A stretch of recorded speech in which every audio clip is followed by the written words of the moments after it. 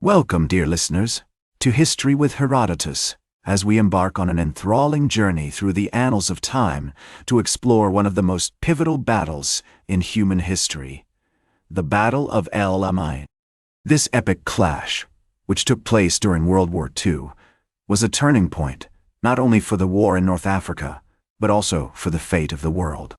Today, we delve into the origins and earliest history of this battle, setting the stage for the dramatic events that would unfold.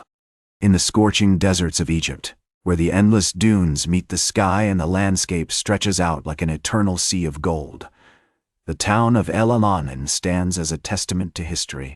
Located on the Mediterranean coast, this strategic location controlled access to the Nile River Delta and the Suez Canal, making it a prized possession for any power seeking to dominate the region. The year was 1942, and the world was ablaze with conflict.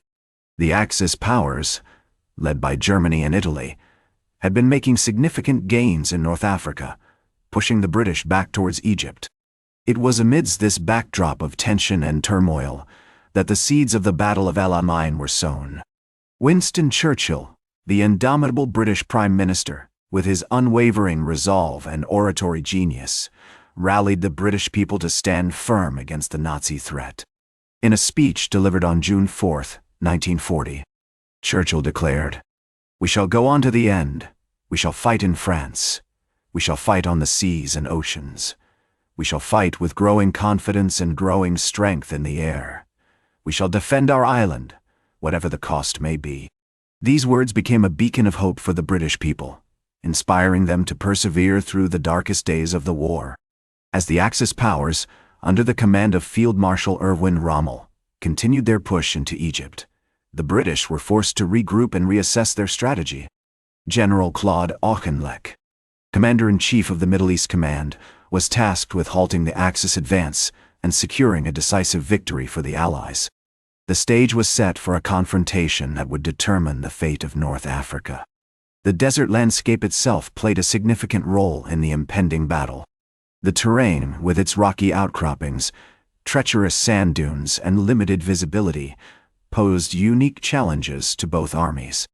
The town of El Alamein, with its strategic location on the Mediterranean coast, was flanked by key battlegrounds such as Tel El Aiza and Ruwezat Ridge, which would soon become synonymous with bravery and sacrifice. As we explore the origins of the Battle of El Alamein, we find ourselves in the company of remarkable individuals whose decisions and actions would shape the course of events. Men like Auchinleck, Rommel, and Churchill, with their strategic brilliance and unwavering determination, influenced the outcome of the battle. The contributions of other key players such as General Neil Ritchie, who commanded the 8th Army during the early stages of the battle, and Field Marshal Bernard Montgomery, who would later take command of the 8th Army and lead them to victory, cannot be overstated. The year 1942 was a crucible for the British Army in North Africa. The losses suffered at Gazala and Tobruk had been significant, but the Allies were determined to stem the Axis tide. The formation of the 8th Army, with its diverse composition of soldiers from Britain, Australia, New Zealand, South Africa, and India, marked a turning point in the war. This army, forged in the fire of adversity, would become the instrument of Allied victory in North Africa. As we conclude this initial foray into the origins of the Battle of El Alamein, we find ourselves poised on the brink of a great drama, one that will unfold with all the intensity and complexity of human conflict. The stage is set, the players are in position, and the fate of North Africa hangs in the balance.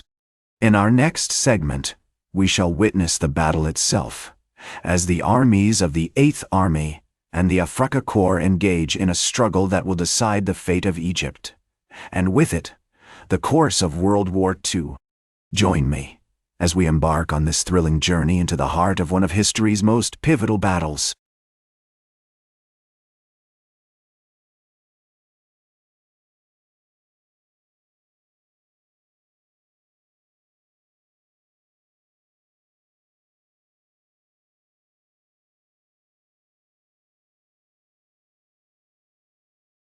Welcome back to our journey through the annals of time as we delve into the heart of one of history's most pivotal battles, the Battle of El Alamein.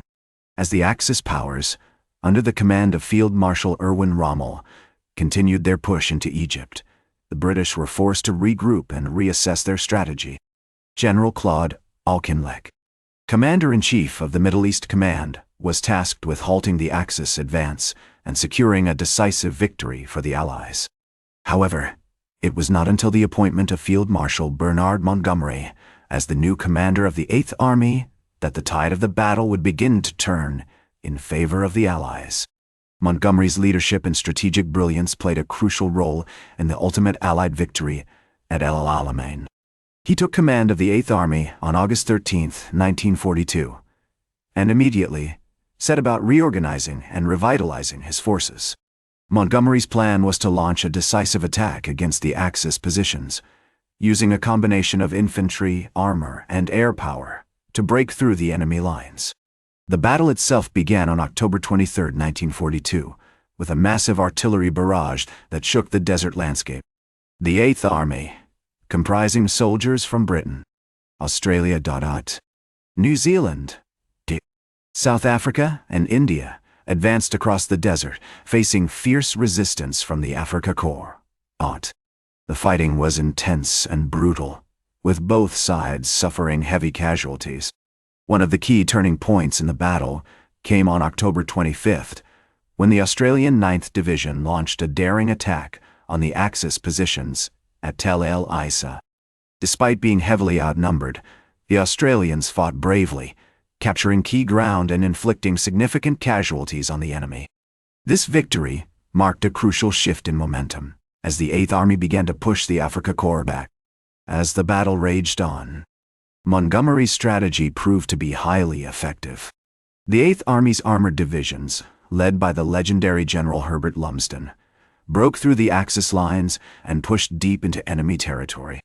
The air support provided by the Royal Air Force also played a significant role, as bombers and fighter planes pounded Axis positions and disrupted their supply lines. The Afrika Korps, however, refused to give up without a fight. Rommel's tactical genius and the bravery of his soldiers ensured that the battle would be fiercely contested. The Germans launched several counterattacks, including a massive assault on October 30th, which was repelled by the Eighth Army at great cost. As the battle entered its final stages, it became clear that the Allies were gaining the upper hand. On November 2nd, Montgomery launched a decisive attack against the Axis positions, using every available tank and gun to break through the enemy lines. The Afrika Korps fought valiantly, but they were vastly outnumbered and outgunned. On November 4th, 1942, the Battle of El Alamein finally came to an end. The Eighth Army had secured a crushing victory, with the Afrika Korps retreating in disarray. The Allies had suffered significant casualties, with over 13,000 killed or wounded, but the Axis powers had lost far more, with estimates suggesting that they suffered upwards of 30,000 casualties. The Battle of El Alamein marked a major turning point in World War II. It was the first decisive victory for the Allies against the Axis powers and paved the way for the eventual defeat of Germany and Italy. As Churchill would later say, "This is not the end. This is not even the beginning of the end, but it is perhaps the end of the beginning." As we conclude this segment of our journey through the Battle of El Alamein, we find ourselves reflecting on the bravery and sacrifice of the soldiers who fought in this epic clash. The battle may be over, but its legacy lives on, a testament to the enduring spirit of those who fought for freedom and democracy. In our next segment, we shall explore the aftermath of the battle and the impact it had on the course of World War II. Join me as we continue this thrilling journey through one of history's most pivotal battles.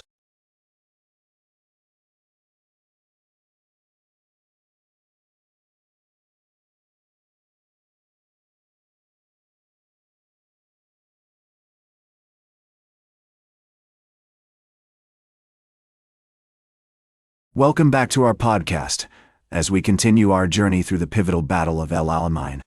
The Allied victory at El Alamein marked a major turning point in the North African campaign. The defeat of the Afrika Korps forced the Axis powers to retreat from Egypt, and they would never again threaten the Suez Canal or the Middle East. The battle also paved the way for the eventual invasion of Italy, as the Allies gained control of the Mediterranean Sea. As the dust settled on the battlefield, the full extent of the devastation became clear. The Eighth Army had suffered over 13,000 casualties, while the Axis powers had lost an estimated 30,000 men. The landscape was scarred by the remnants of war: destroyed tanks, crashed planes, and the bodies of the fallen soldiers. In the weeks and months that followed, the Allies worked to consolidate their gains and prepare for the next phase of the campaign. Field Marshal Bernard Montgomery, the hero of El Alamein, was tasked with leading the Eighth Army in the pursuit of the retreating Axis forces. The Allies pushed westward, eventually capturing the strategic port city of Tripoli in January 1943. The victory at El Alamein also had significant implications for the war on the Eastern Front. As the Allies gained momentum in North Africa, they were able to divert resources and attention to the Soviet Union, which was fighting a desperate battle against the German army. The Soviet Union's eventual victory at Stalingrad, which began in August 1942 and ended in February 1943, marked another major turning point in the war. The Battle of El Alamein also marked a significant shift in the balance of power between the Allies and the Axis powers. The victory gave the Allies a much-needed boost in morale and confidence, while the Axis powers were forced to confront the reality of their declining fortunes. As Churchill said, "This is not the end. This is not even the beginning of the end, but it is perhaps the end of the beginning." In the months that followed, the Allies would go on to achieve a series of significant victories, including the invasion of Sicily and Italy, and eventually, the D-Day landings in Normandy. The D-Day landings in Normandy. The Battle of El Alamein was a crucial step on the path to Allied victory, and its legacy continues to be felt today. As we conclude this segment of our podcast, we're reminded of the bravery and sacrifice of the soldiers who fought at El Alamein. Their actions helped to shape the course of history, and their memory continues to inspire us today. Join us next time as we explore more pivotal moments in World War II and examine the enduring impact of this conflict on our world. That's all for today's History with Herodotus. Remember to like, share, and subscribe. And until next time, remember that to understand the present, we must first understand the past.